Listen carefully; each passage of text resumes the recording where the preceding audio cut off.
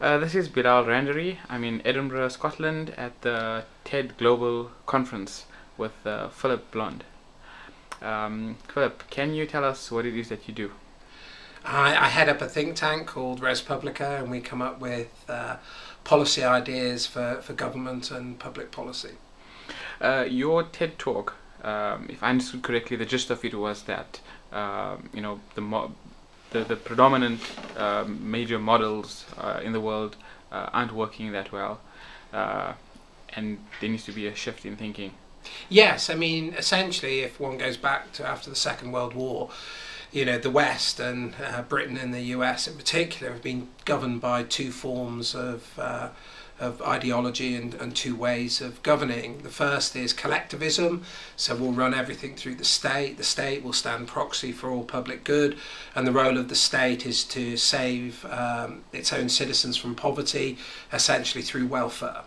Then on the right, there's the argument that what we need to do is create free and open markets, and through liberalisation, what we'll actually do is raise all boats and all people will become prosperous.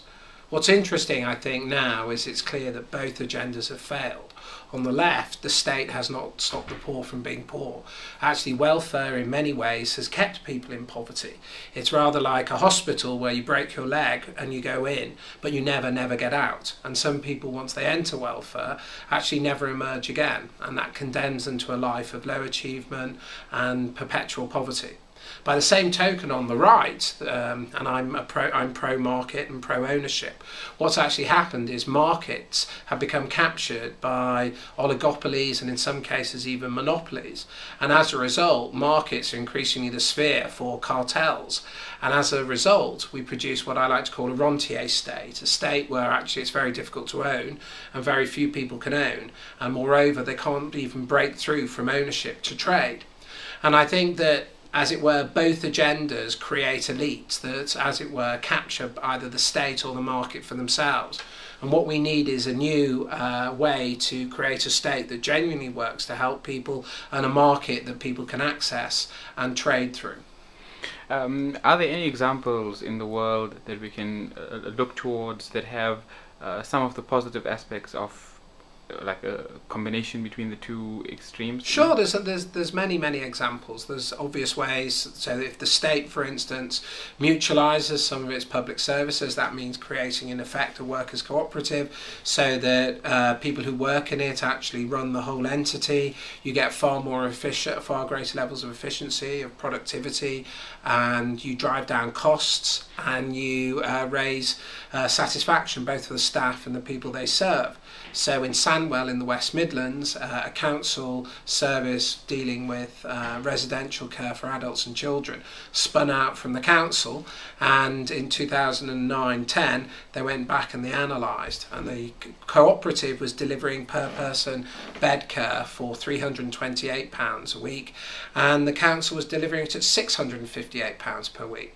But the staff and the patients were far happier in the cooperative, not least because workers' days lost through sickness fell from 22 days per employee per year to 0.3 days. The amount of money spent on front line rose from the low 60s to over 80%. So you see massive wins in mutualisation.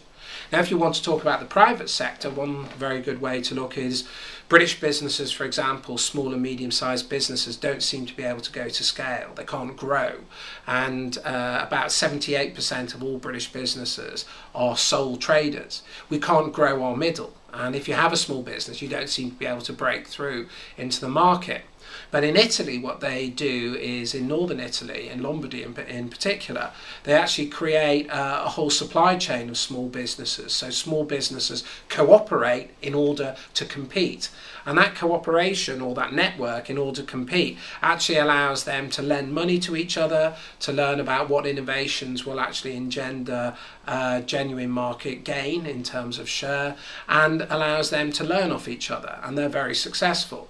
And what both approaches do is they create an economy that works for more people. Whereas at the moment our economy works for less and less people, because less and less own and less trade. Thanks. That's really, really interesting. If somebody wanted to look at more of your work, where can you find If you just go to our website, www.respublica.org.uk, all of our publications are there. They're all free. We'd be delighted to engage and, leave your comments and your thoughts, and it'd be very interesting to hear them. Great. Sounds good. Thanks so much for your time. Thank you.